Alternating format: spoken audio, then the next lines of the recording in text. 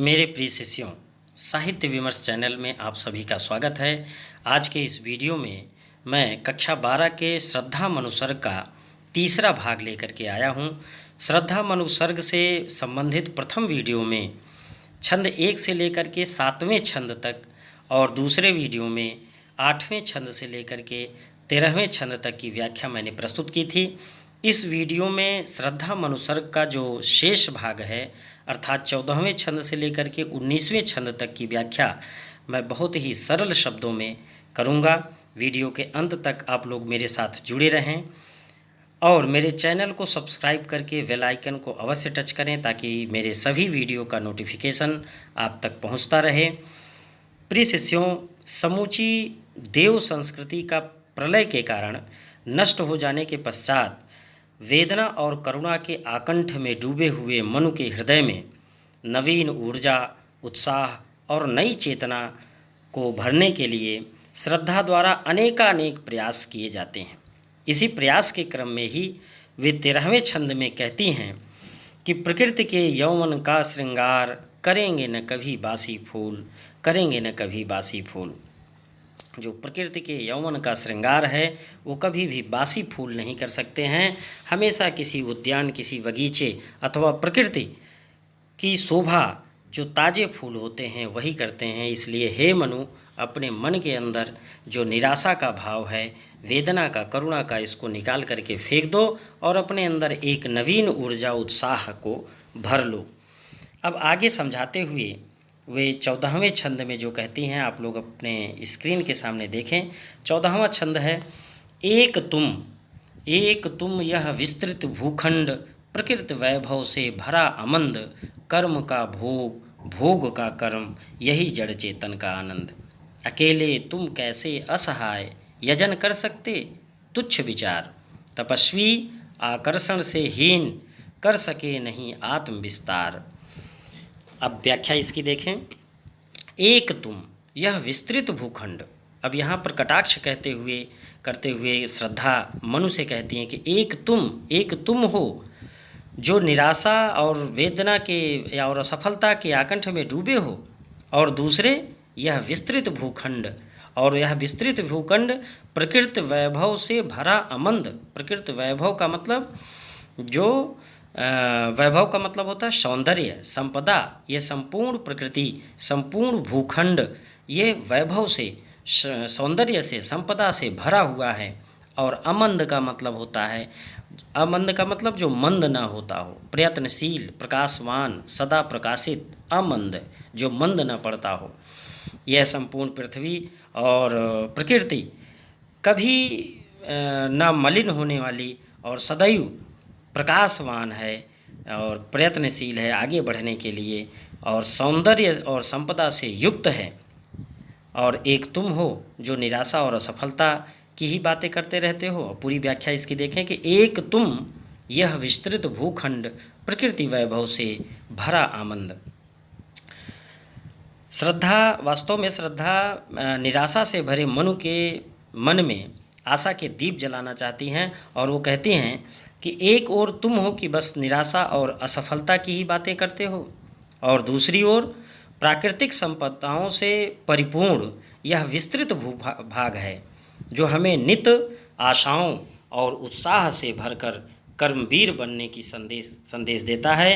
तुम्हें इस प्रकार निराश और उद्यमहीन होकर जीवन नहीं बिताना चाहिए, बल्कि कठिन परिश्रम करते हुए इस पृथ्वी पर स्थित संसाधनों का उचित उपभोग करना चाहिए। और आगे उसी बात को वो दोहराती हैं कि कर्म का भोग, भोग का कर्म, यही जड़ चेतन का आनंद।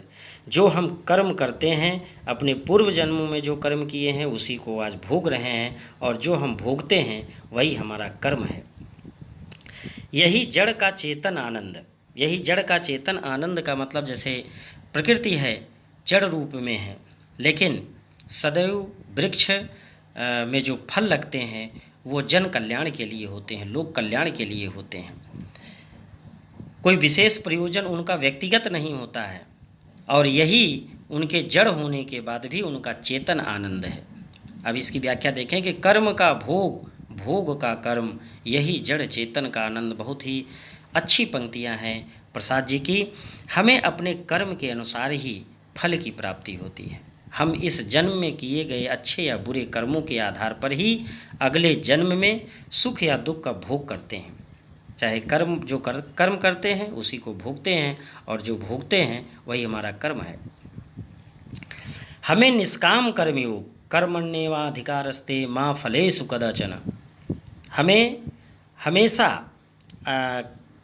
निष्काम कर्मयोग अर्थात जो फल पाने की इच्छा है, फल पाने की जो चिंता है, उसको त्याग कर कर्म में रत रहने के लिए, लीन रहने के सिद्धांत का अनुसरण करते हुए जीवन जीना चाहिए।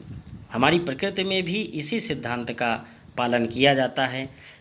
पेड़ पौधे हों और चाहे अन्य जीव जंतु हैं जिन्हें जड़ माना गया है, मूलतः पेड़ पौधों के लिए आप सोचिए कि पेड़ पौधे जिन्हें जड़ माना गया है, वो निस्वार्थ भाव से फूलते फलते हैं। यह जड़ प्रकृति का चेतन आनंद है। अतः हमें प्रकृति से सीख लेकर के अपने जीवन को कर्म में हमेशा लगाए रहना चाहिए। अकेले तुम कैसे असहाय यजन कर सकते, तुच्छ विचार। यजन का मतलब होता है यज्ञ करना। और ये जो तुम अकेले सोच रहे हो, अपने आप को असहाय समझ रहे हो, ये तुम्हारा सोचना गलत है। क्या एक अकेला व्यक्ति यजन कर सकता है, यज्ञ कर सकता है? क्योंकि धर्म में ऐसा बताया गया है कि यजन करने के लिए, यज्ञ करने के लिए पति और पत्नी दोनों का होना आवश्यक है। इसलिए तुम्हारा ये सोचना कि यह तपस्या, यह तप तुम अकेले कर सकते हो, ये तुम्हारा तुच्छ विचार है। पूरी व्याख्या देखें कि अकेले तुम कैसे असहाय यजन कर सकते, तुच्छ विचार। मैं अकेला और असहाय हूँ, किंतु तुम ही सोचो कि क्या ऐसे व्यक्ति द्वारा किया गया यज्ञ कभी सफल हो सकता है जो अकेला और उत्साहहीन हो, उद्यमहीन हो? क्या तुम्हारे द्वारा अकेले यज्ञ करने से तुम्हारे तुच्छ विचार पुष्ट नहीं होते हैं? यज्ञ करने के दौरान ऐसा माना जाता है कि यज्ञ करने के दौरान पत्नी का साथ होना यज्ञ की सफलता हेतु आवश्यक है। तुम्हारे द्वारा स्वयं को विवश और निराश्रित मानना भी तुम्हारे हीन विचारों का ही प्रतिफल है। यही तुच्छ विचार है तुम्हारा। हे तपस्वी आकर्षण से हीन कर सके नहीं आत्मविस्तार। कभी भी जो तपस्वी हैं वो आकर्षण से हीन हो करके अपने आत्म का विस्तार, अपनी आत्मा का विस्तार या अपनी उन्नति या अपनी प्रगति कभी नहीं कर सकते हैं। सच तो ये है कि दीनहीन विचारों से आत्मविस्तार करना कदापि संभव नहीं है। अतः हे तपस्वी, तुम्हें जीवन से विरत रहकर जीने की इच्छा त्याग देनी चाहिए और जग के कल्याणार्थ कर्मवीर बनकर जीने का संकल्प ले लेना चाहिए। अब आगे देखें, जो 15वां छंद है वो है समर्पण। समर्पण लो सेवा का सार, सजल संस्कृति का यह पतवार। आज से यह जीवन उत्सर्ग, इसी पद तल में विगत विकार। बनो संस्कृति के मूल रहस्य, तुम्ही से फैलेगी वह वेल। विश्व भर सौरभ से भर जाए, सुमन के सुंदर खेलो सुंदर खेल। समर्पण लो सेवा का सार। अब सार का मतलब होता है मूल तत्व, निचोड़। और सजल संस्कृति, सजल का मतलब जलयुक्त, संस्कृति का मतलब सृष्टि, संसार। सजल संस्कृति, जलयुक्त सृष्टि। समर्पण लो, अब श्रद्धा अपने आप को मनु के प्रति अपने आप को समर्पित करती हैं और कहती हैं कि समर्पण लो सेवा का सार, सजल संस्कृति का यह पतवार। यह जलयुक्त इस सृष्टि का, इस संसार का पतवार सिद्ध होगा। हम तुम अगर मिलते हैं तो यह एक पतवार के रूप में, पतवार वो होता है जो नाव खेने का डंडा होता है, उसे पतवार कहते हैं। तो इस सृष्टि को चलाने के लिए, पुनः मानवता का सृजन करने के लिए और पुनः इस पृथ्वी पर मनुष्य की बेल बढ़ाने के लिए यह जो है आवश्यक है, इसीलिए मैं अपने आप को आपके लिए समर्पित करती हूँ। समर्पण लो सेवा का सार, सजल संस्कृति का यह पतवार बनेगा। श्रद्धा मानवता के हितार्थ स्वयं को, मनु को समर्पित कर देना चाहती हैं। वह मनु से कहती हैं कि मैं तुम्हारी सेवा करना चाहती हूँ। समर्पण लो सेवा का सार, इसलिए तुम मुझे स्वीकार कर लो। तुम्हारे द्वारा मेरा समर्पण स्वीकार कर लेने से हम इस सृष्टि अर्थात संपूर्ण मानव जाति की भी सेवा कर सकेंगे। इस प्रकार मेरा सेवा कर्म इस जलमग्न अर्थात समस्याओं से ग्रस्त संसार हेतु पतवार बन करके, पतवार का मतलब वही नाव खेने का दंडत, इस संसार रूपी सागर को पार करने के लिए पतवार बन करके लोक कल्याण में सहायक होगा। आज से यह जीवन उत्सर्ग, इसी पद तल में विगत विकार। मेरा आज से यह जीवन, अब मैं अपने जीवन को समर्पित करती हूँ, उत्सर्ग करती हूँ, न्यौछावर करती हैं। उत्सर्ग का मतलब न्यौछावर करना, समर्पित करना, अपने आप को समर्पित कर देना।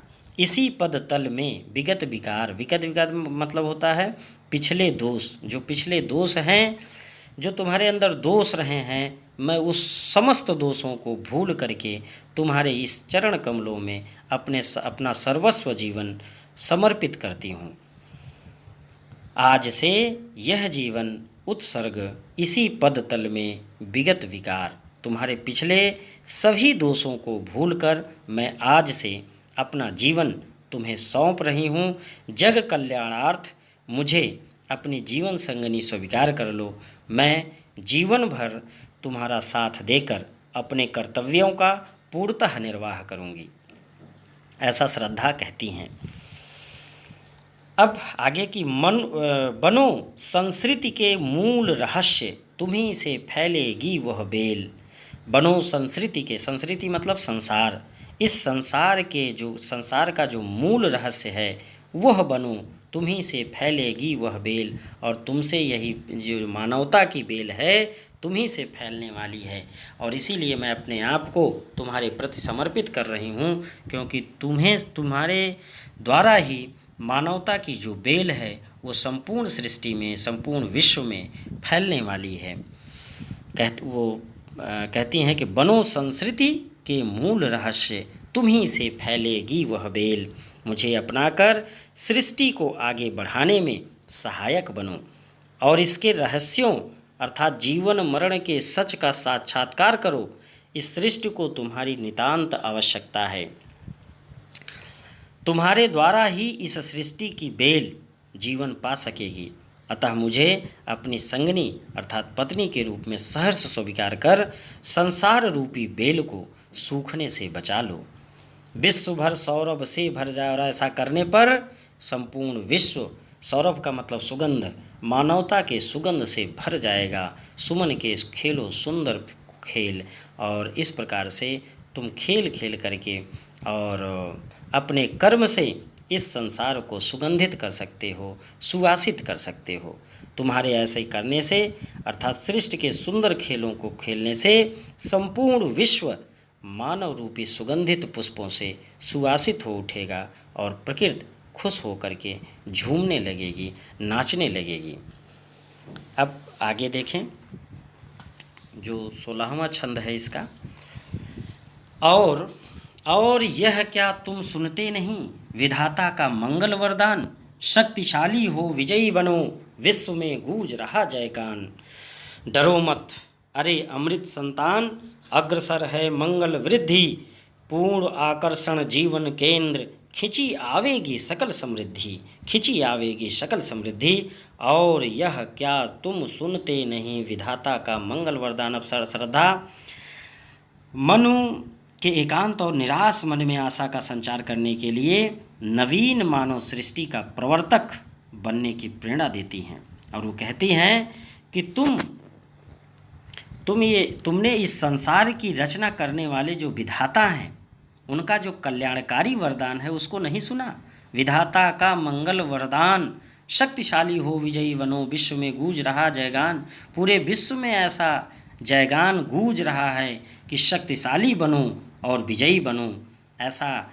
ऐसी गूंज पूरे विश्व में, पूरे संसार में, पूरे वातावरण में छाई हुई है और ये तुम्हें सुनाई नहीं दे रहा है।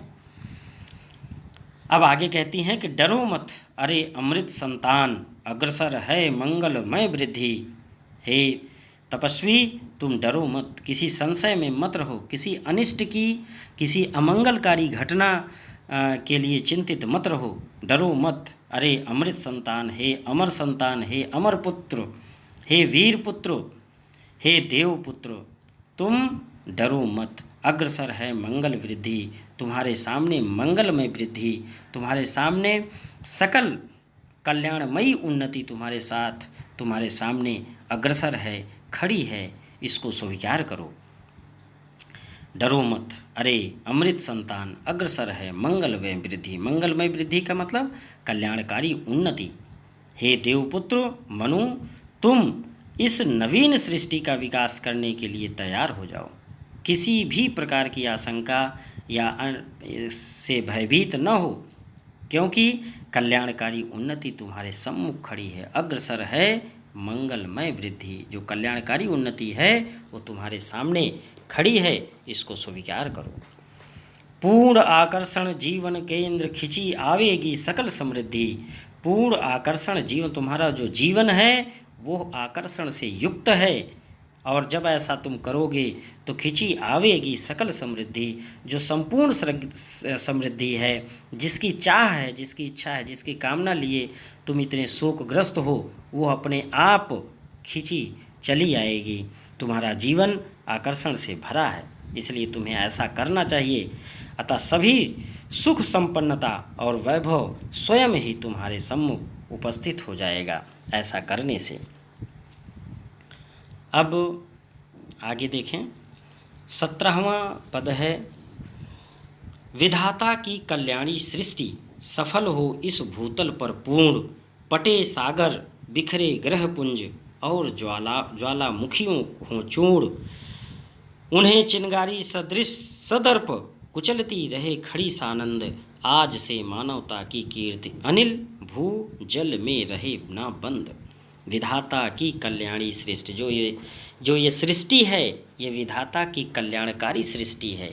सफल हो इस भूतल पर पूर्ण, संपूर्ण सृष्टि का, देव संस्कृति का विनाश हो जाने के कारण यह जो भूतल है, भूतल पर जो कल्याणकारी सृष्टि है वो विनाश हो गई है, वो पूर्ण नहीं है, वो अपूर्ण है। इसलिए हे मनु, तुम मुझे स्वीकार करके विधाता की जो कल्याणकारी सृष्टि है उसको पूर्ण करो, उसको पूरा करो। तब वो कहते हैं कि विधाता की कल्याणी सृष्टि सफल हो इस भूतल पर पूर्ण। सृष्टि की रचना में सहायक बनने के लिए मन को प्रेरित करते हुए श्रद्धा कहती हैं, मानव सृष्टि संसार के समस्त जीव जंतुओं और प्रकृति के लिए कल्याणकारी है। तुम अपने मानवोचित कर्तव्यों का निर्वहन कर ईश्वर द्वारा रचित इस सृष्टि के क्रम को चलाने में अपना, क्योंकि ये सृष्टि की रचना ही ईश्वर ने की है, विधाता ने की है, और अगर ये सृष्टि रुक गई, जीव जंतु रुक गए, मानव रुक गए, तो इस सृष्टि का कोई अर्थ नहीं रह जाएगा। इसलिए कहती हैं कि जो ईश्वर द्वारा रचित इस सृष्टि के क्रम को चलाने में अपना योगदान दो, ताकि वंश वृद्धि के द्वारा पृथ्वी अपनी पूर्णता को प्राप्त कर सके, इस भूतल पर पूर्ण हो सके, वो पूर्णता को प्राप्त कर सके।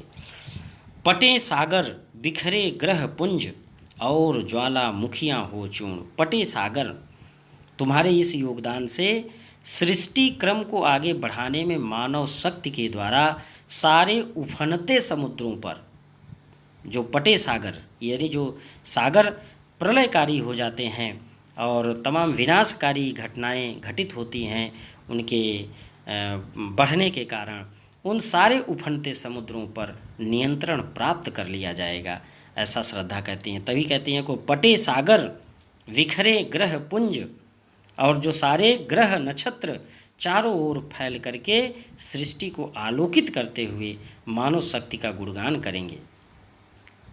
और ज्वालामुखियाँ हो चूर्ण, और ज्वालामुखियाँ हो चूर्ण, उसके समक्ष जो विध्वंसकारी ज्वालामुखियाँ हैं वो भी, उनकी भी एक न चलेगी और उन्हें भी शांत कर दिया जाएगा। लेकिन यह संभव तब होगा जब हम और तुम दोनों मिल करके इस सृष्टि का पुनः सृजन करेंगे।